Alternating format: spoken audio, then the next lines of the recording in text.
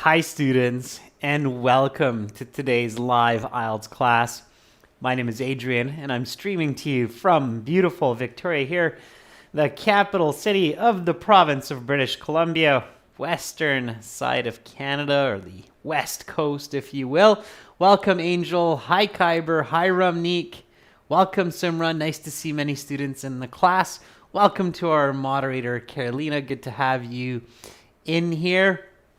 Helping us keep everybody focused and on topic.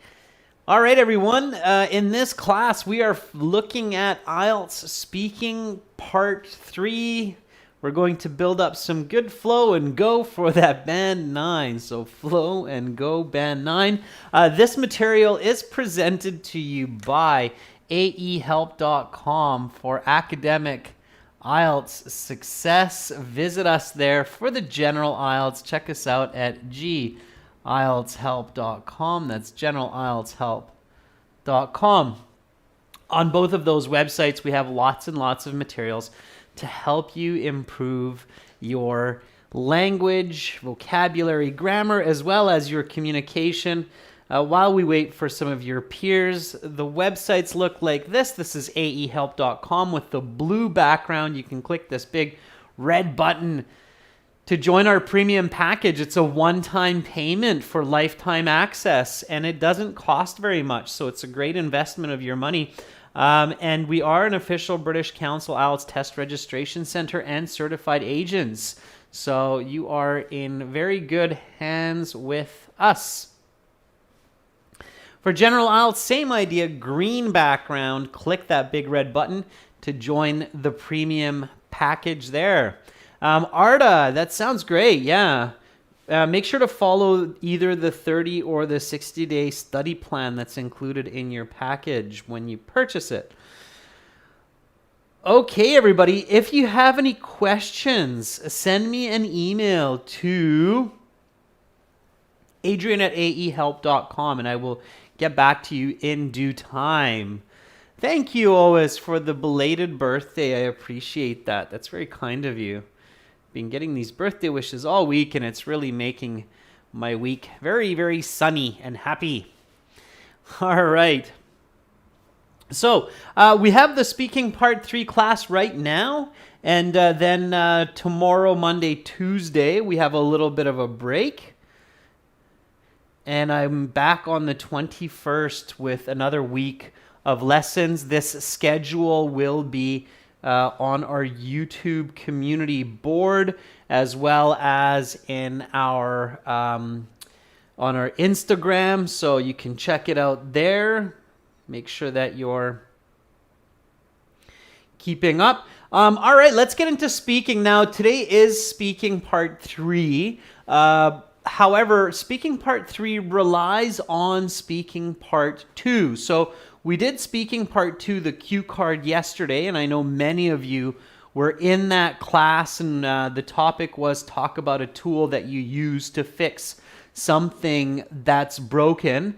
So let's just review the question and the answer of Speaking Part 2, and then we'll go right into Speaking Part 3. So this is a speaking class, so make sure to speak and repeat.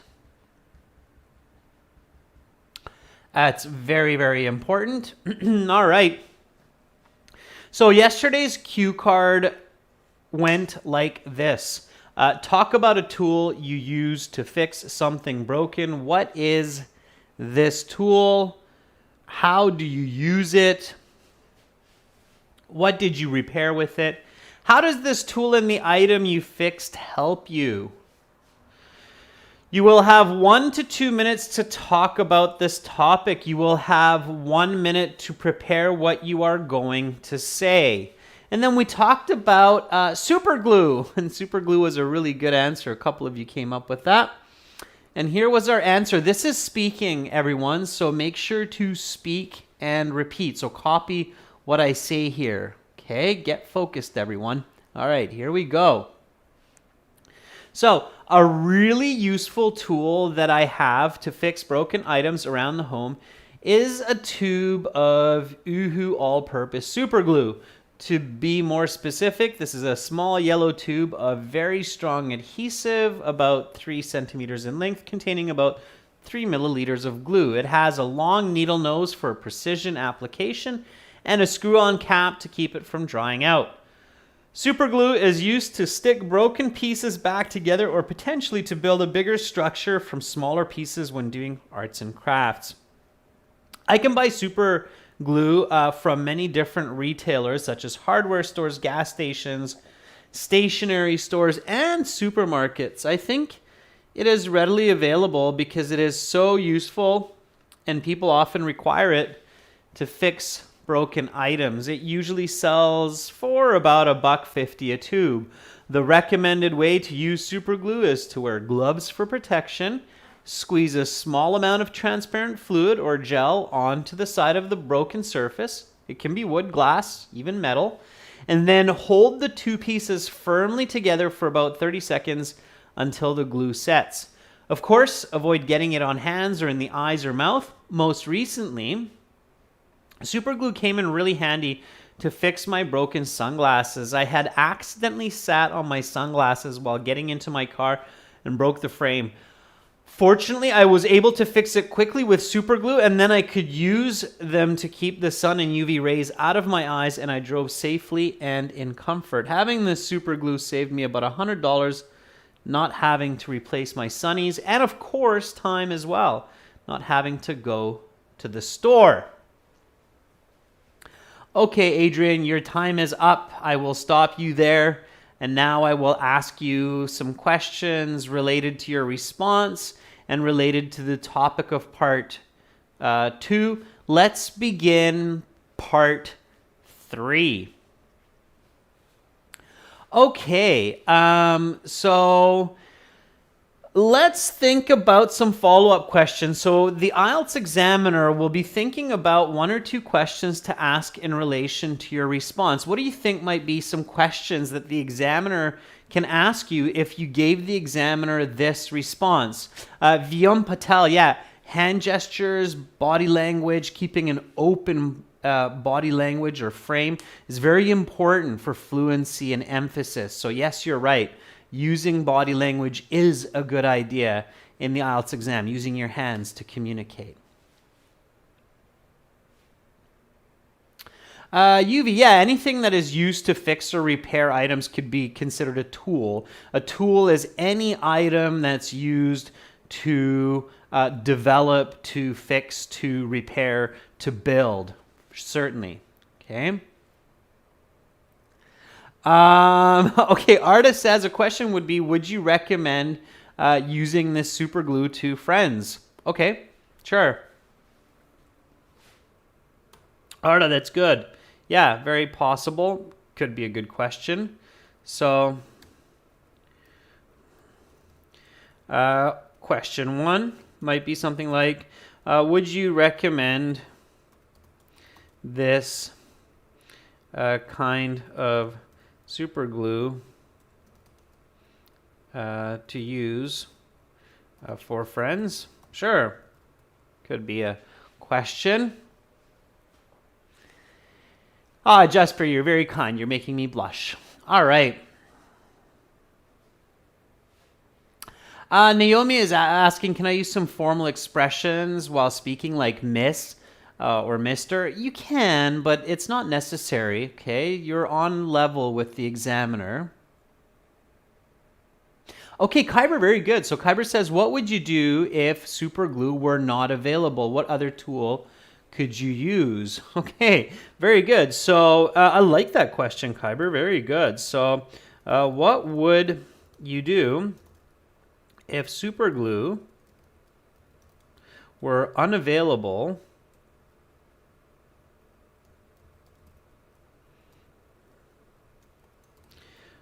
what would you use? Okay. So you reminded me of a very funny story, Kyber, that happened to me when I was in Las Vegas with my wife. All right. So answer this question, students. Give me a nice full sentence answer for this one. So what would you do if Superglue were unavailable, what would you use? Specifically, they might be asking about fixing your sunglasses. Okay. So give me a nice full sentence. So what would you do if Superglue were unavailable? What would you use? Okay. Give me a nice full sentence. Hans, that would also be a good question. Do you think people use Superglue really often? We did answer that in the part 2 response, but it might be a follow-up question. Okay, UV says, UV, use the question, well, if the world ran out of Superglue, I would use some other type of adhesive, perhaps some bubble gum, to fix to temporarily fix my sunglasses, right? All right, with a smiley face. Yeah, I'm sure some of us are thinking of some pretty funny visual images here. Rodriguez says, I'm afraid I'm not left with any other option just to buy a new pair of sunglasses. Yeah, and again, use the question, students. So, well, in the unlikely event that Superglue disappeared from the face of the planet, I would be left with no other option but to buy a new pair of sunglasses.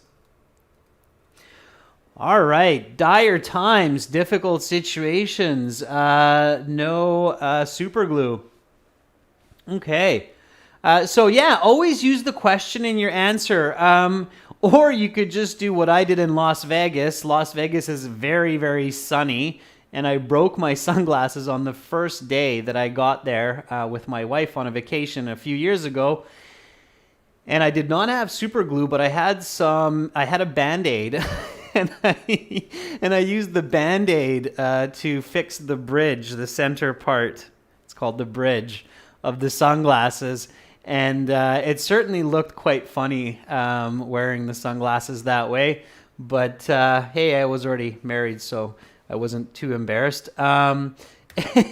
Anyway, that's what I did, so I'll give you that answer. Well, in fact, this happened to me. I broke my sunglasses. I broke the bridge of my sunglasses a few years ago, and I did not have Superglue in my luggage, but I did have Band-Aid. So I used that to fix them.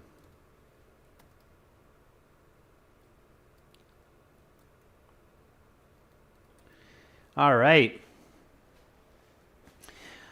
Okay, so yeah, these are all possible answers, okay? Repeat after me. So what would you do if Superglue were unavailable? What would you use? Well, if the world ran out of Superglue, I would use some other type of adhesive, perhaps some bubble gum, to temporarily fix my sunglasses. Well, in the unlikely event that Superglue disappeared from the face of the planet, I would be left with no other option but to buy a new pair of sunglasses. Well, in fact, this happened to me. I broke the bridge of my sunglasses a few years ago, and I did not have Superglue in my luggage, but I did have a Band-Aid, so I used that to fix them. And yes, it did look quite funny. My wife was somewhat embarrassed, but better that than having my eyes burned by the hot Nevada sun. All right. So, good. Now, the examiner at this point might say something like, hey, let's talk about using tools. Okay? And then they might ask you a question like, how have tools improved in the past few decades? Give me a nice full sentence answer for this one. So,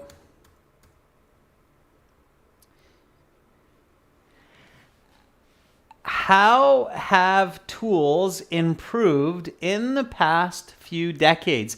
Now, when you're giving an answer, to be nice and fluent, to have good flow, use the question like I just showed you. Give an answer, give an explanation, give an example. Okay?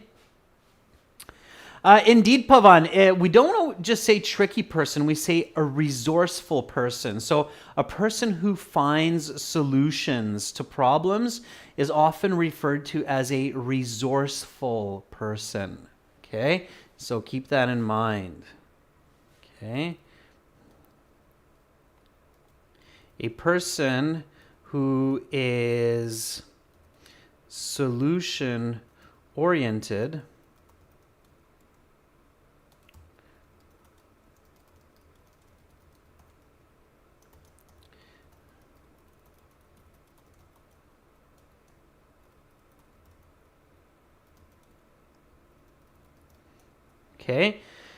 is often referred to as a resourceful person. So solution-oriented, meaning finding solutions to problems, referred to as a resourceful person. Okay. All right. So let's see some answers to this question. We've got a few of them. Let's start with Kevin. Bowie. So Kevin says, the way tools have become more advanced can be both in terms of their effectiveness and versatility, like my Superglue, which affects superior adhesive forces and can be applied to various surfaces. Compared to its first prototype, certainly this has been due to frequent research and development to perfect its quality over the years, advised by customer feedback.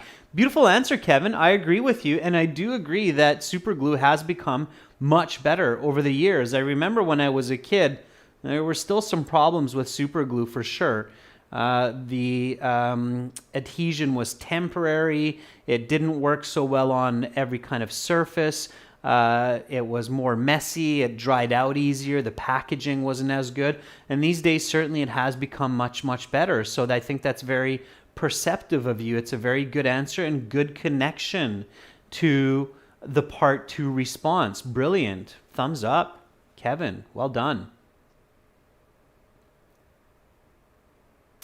Yashraj, don't answer a question with a question. So Yashraj is saying, will they specify about a particular tool, as there are many kinds of tools? No, they don't need to. They will most likely just ask you in general, how have tools improved over the years? Make sure not to answer with a question. Just give the answer. So if you feel that you've understood the question, give the answer. Don't try to dig for more information. Okay. Nagame un, use the passive voice. People are the ones upgrading the tools. So tools have been upgraded. Okay, instead of tools have upgraded, tools have been upgraded. Use the passive there because humans are the agents of the action. Okay, so tools have been upgraded, and in many ways over the past few decades, they've been changed from manual to electric tools, like my electric cordless screwdriver. Besides that, they have become cheaper and safer to use. Yeah, very good.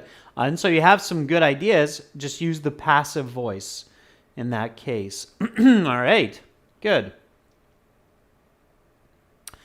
Yash Singh says, I think tools have improved a lot from less variety to full toolkits. These are now available to help with many different kinds of jobs, including various electric devices that were not readily available a few decades ago. Okay. Let's see some more answers. All right. Rajveer says tools have immensely improved from the past 20 or 30 years.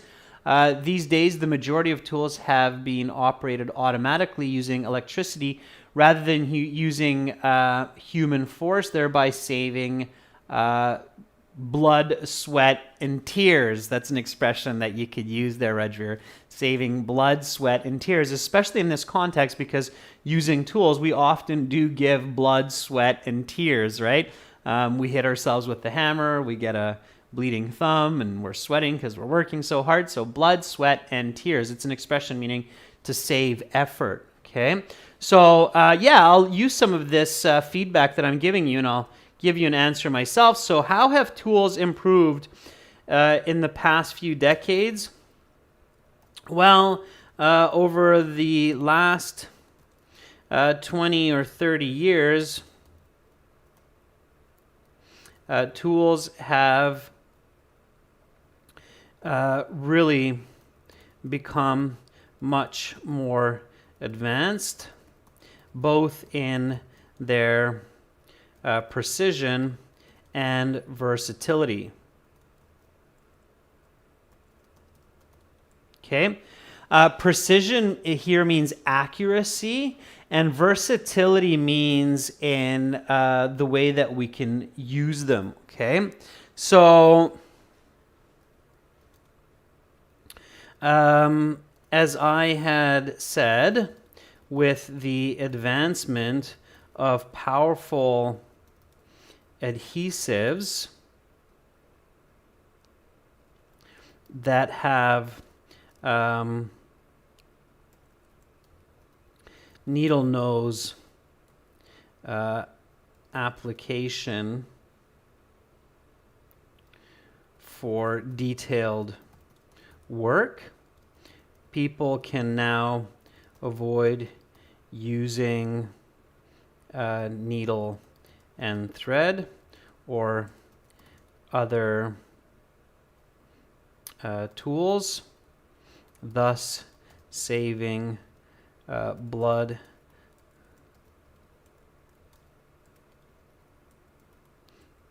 sweat, and tears, and having a better result overall. Okay. All right.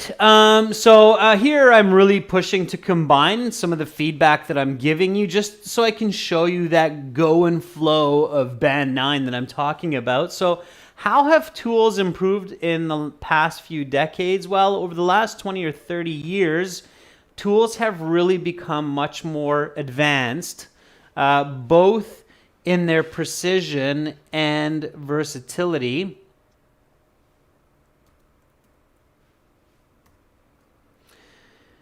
As I had said, with the development of powerful adhesives that have needle nose application for detailed work, people can now avoid using needle and thread or other tools, thus saving blood, sweat, and tears and having a better result overall. Okay, so here I'm reflecting the question past few decades, last 20 or 30 years. Somebody might say last 20 to 30 years, but 20 or 30 is an expression that can be used. Grammar check is not recognizing that, but that's fine. In speaking, we say that 20 or 30 instead of 20 to 30. Okay. Precision and versatility, that's some nice vocabulary to use in this case. Past perfect here, as I had said, making a connection to part 2. Okay. Now, because I used advanced here, you probably realize that I replaced this word with development. So you want to avoid repetition. And people can now avoid using needle and thread. Okay. So needle and thread, a little bit of repetition of needle, I can replace that as well.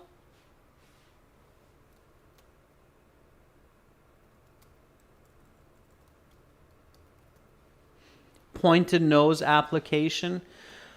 Needle and thread or other tools, thus saving blood, sweat, and tears. Blood, sweat, and tears is an idiomatic expression meaning a lot of effort. Okay. and having a better result overall.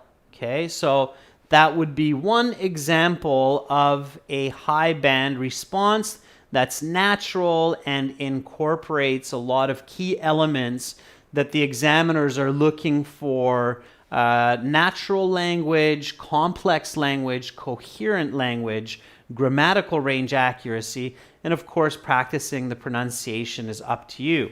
Okay. Angel, you can definitely use idioms throughout your speaking. The important point is don't force them. So don't just, like, one of my favorite ones that I find students using all the time for idioms is saying over the moon.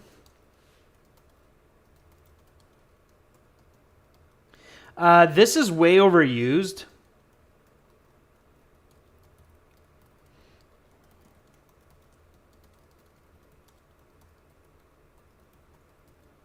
And it often sounds forced, okay? In fact, we don't use this over the moon so much in my neck of the woods. So in my part of the world, on the West Coast here, we don't hear this so often. Maybe in the UK or other places, but I hear IELTS candidates using this all the time. I don't know if there's maybe like a YouTube video out there or something that someone published where they said use the words over the moon and you get another band score. But I hear it all the time, and sometimes I hear it in really awkward ways. So be really careful about that, okay? All right. Let's go to this next question here. I'm going to skip the follow-up because I feel that we have answered it, okay? So here we go. People often say that it is important to use the right tool for the job. Why is this good advice? And I'm sure many of you have heard that as well. Yeah, using Band-Aid to fix sunglasses might not be the right tool for the job because, well, it looks funny. And it wasn't very effective. Once the Band-Aid got all soft from the sun, it was a mess. But anyway, so the question one more time. People often say that it is important to use the right tool for the job. Why is this good advice? Okay, give me a nice full sentence answer for this one. All right, so Medina Madraksimova says, I firmly agree with these people because the more your tools are advanced and precise as well as versatile, the more you can manage and save your time. As a result, productivity would dramatically increase. Very good answer, Medina. Can you give me an example of using the right tool for the job or using the wrong tool and how that decreases efficiency? So give me a little bit more. Arda says, it is important to use the right tool for the job because using the right tool not only takes less time than using the wrong one, but it also helps people to do the job without mistakes. Very good, Arda, right. And of course, without injury. One of the most common ways people get injured is by using the wrong tool for the job, right? Kyber says, choosing the correct tool will decrease the amount of effort required to get the job done right without causing damage to either the equipment or the surface being worked on or the individual doing the work, right, Kyber? All right. Deepika says, I don't understand the question. Deepika, in this case, you want to try to paraphrase it. So you want to say to the examiner, so what you're saying to me is that in a situation, I should use the correct tool that is needed for that kind of work. Okay. All right. Suba says it is very important to use the right tool for the job that it's been assigned to, as it can only bring out the exact expected result. It will more likely lead to getting the job done. Suba, you have some grammatical mistakes there, so be really careful about that. Amit says it's crucial to use the appropriate item for the job so that the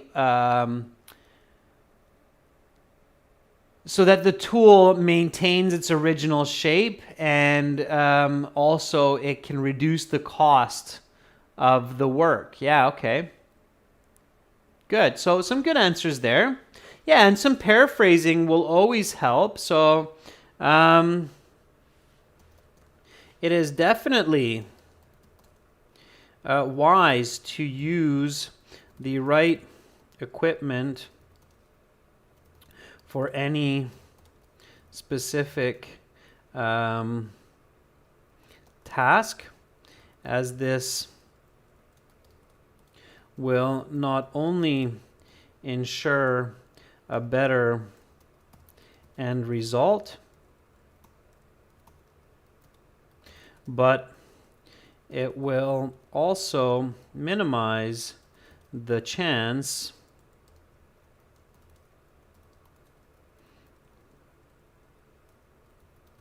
of injury and damage.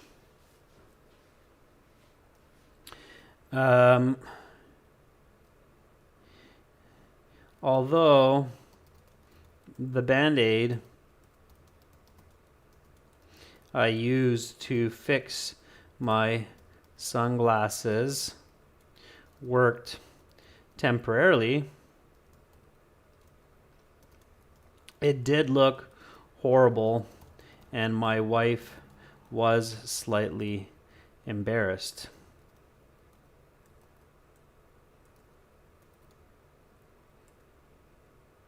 So it was not the best tool for that job.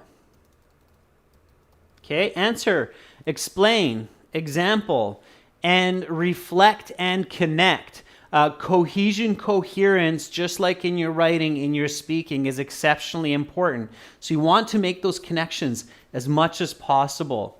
Okay, so people often say that it is important to use the right tool for the job. Why is this good advice? It is definitely wise. Okay, wise is good advice. So good advice is wisdom. It is definitely wise to use the right equipment for any specific task, as this will not only ensure a better end result, but it will also minimize the chance of injury and damage. Although the Band-Aid I used to fix my sunglasses worked temporarily, it did look horrible, and my wife was slightly embarrassed, so it was not the best tool for that job. Lesson learned. Okay, next question. Okay. What types of digital tools are used in daily office or student life to help individuals? Okay, so keep your thinking broad. Think about, what would 9 out of 10 people say? What types of digital tools are used in daily office or student life to help individuals? Give me a nice full sentence answer for this one.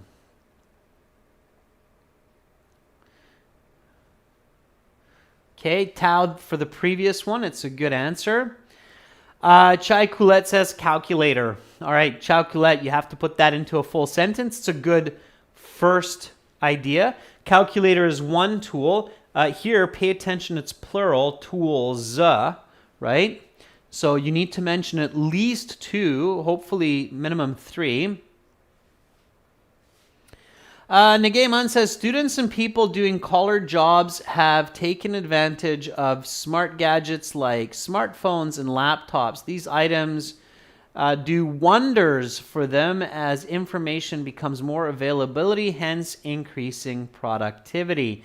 Very nice answer, Un. Okay, I did a couple of fixes, so pay attention to those.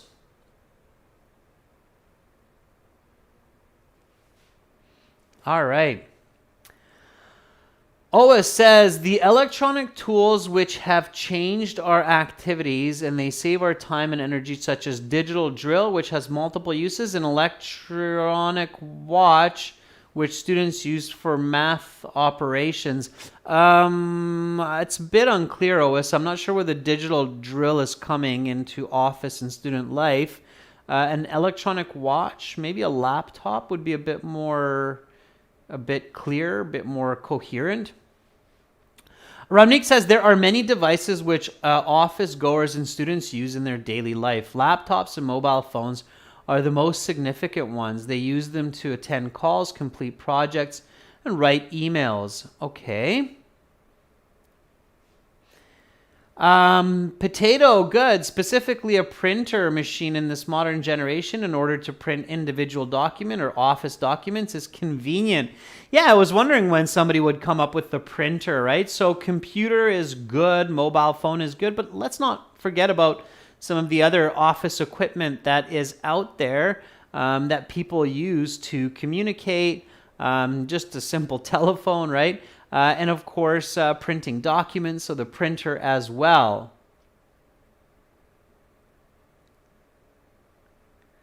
All right.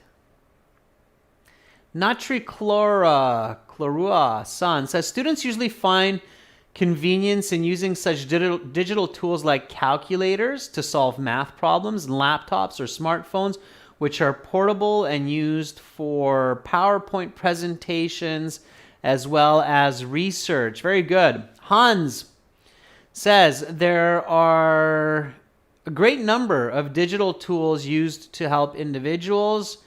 Two of such are Google Drive and Microsoft PowerPoint that are used to store items and to present ideas both to colleagues and peers in offices and classrooms, respectively. Hans, I made a few corrections there, and good for you, Hans, for recognizing that digital tools aren't just the hardware like laptops and smartphones, but it's also the software, right? Like PowerPoint, for example, or Photoshop. So there are both hardware and software in the digital world, which are often used in the workplace and schools to help employees and students complete their work efficiently. Ones that come to mind are computers, printers, calculators,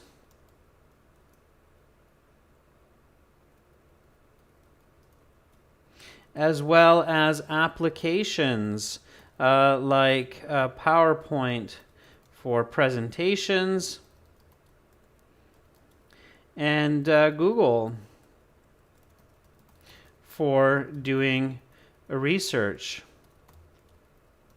I certainly use these tools daily to study IELTS and do my work as a software developer.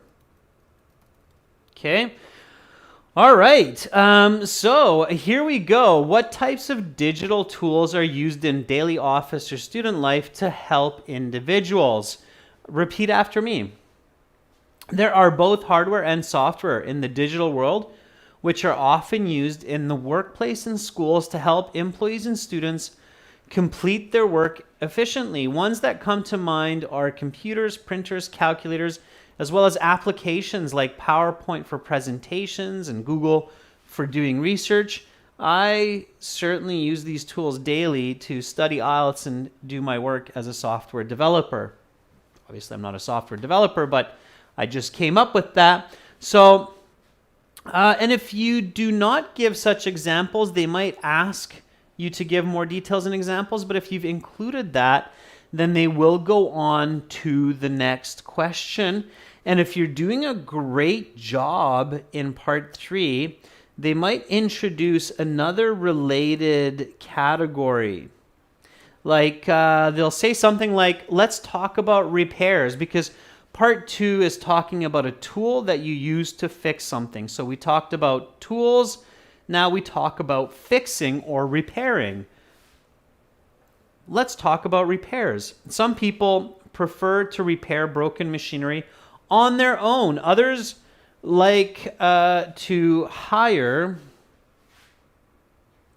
a professional. Why is this difference?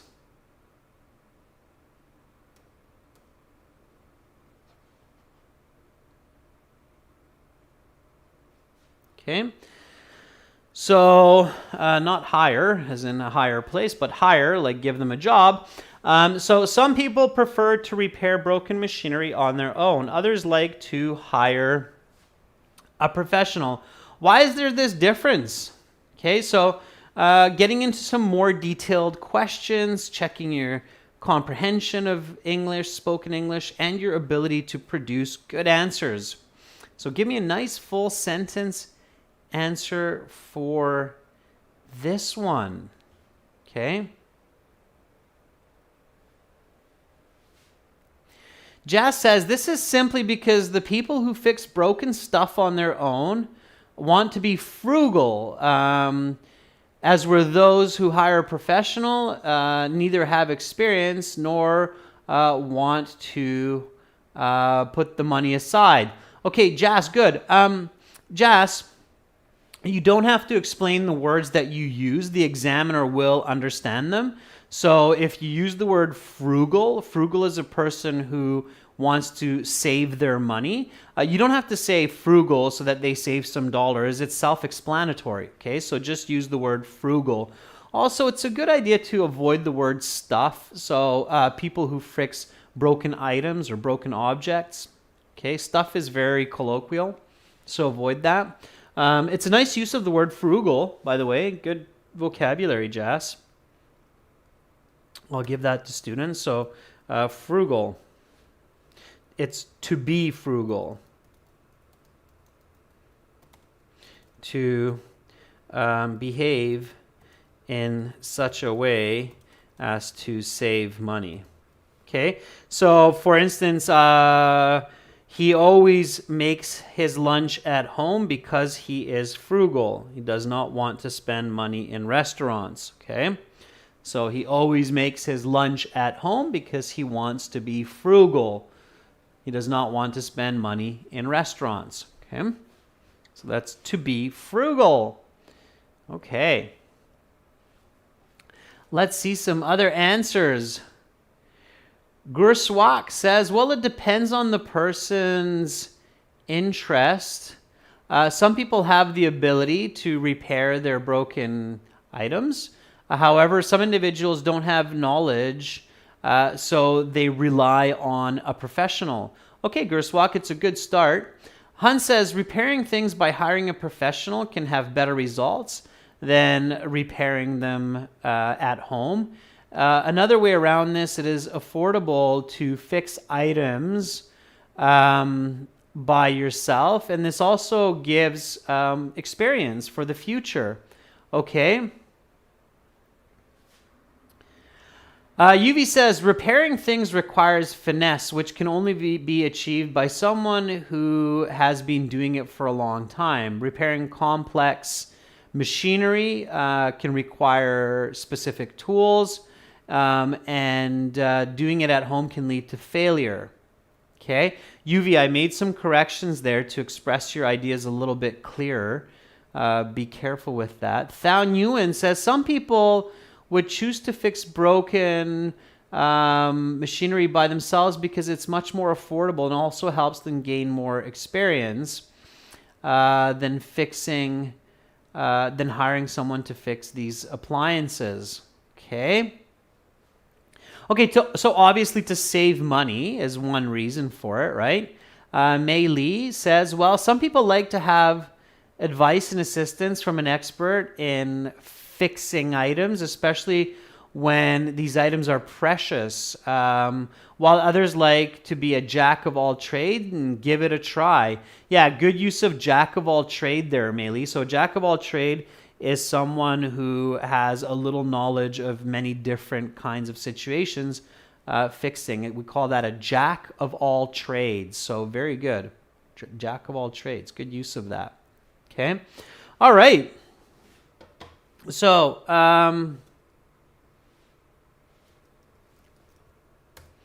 certain people who are the do-it-yourself type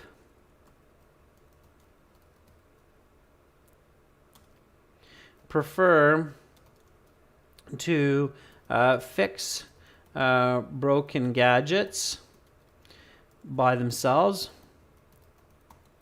in order to save money and to gain experience for the future. However,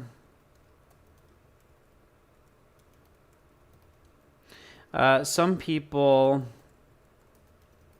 do prefer to go to the experts, especially if money is not an issue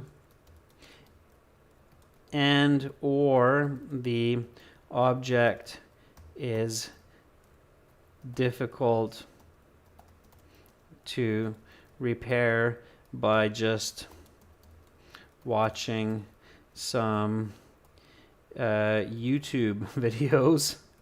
I'm sure many of you have done that.